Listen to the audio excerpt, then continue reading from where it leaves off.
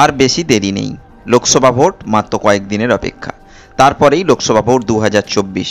বর্ধমান দুর্গাপুর লোকসভা কেন্দ্রের বামফ্রন্ট মনোনীত প্রার্থী সুকৃতি ঘোষালের সমর্থনে একটি পথসভা হয়ে গেল বর্ধমান শহরের কোড়াপাড়া এলাকায়। এই পথসভায় উপস্থিত ছিলেন বামফ্রন্টের জেলা কমিটির নেতৃত্বরা।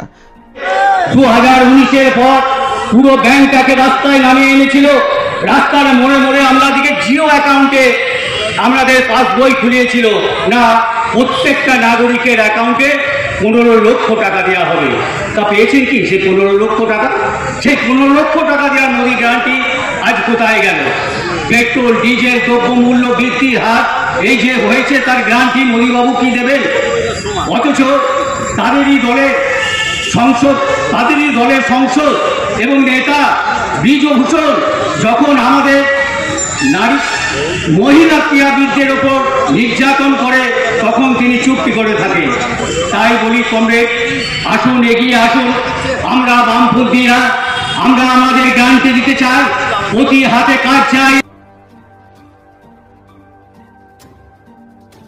পূর্ব বর্ধমান থেকে দেবাশিস ঘোষের রিপোর্ট, রূপসী বাংলা মিডিয়া।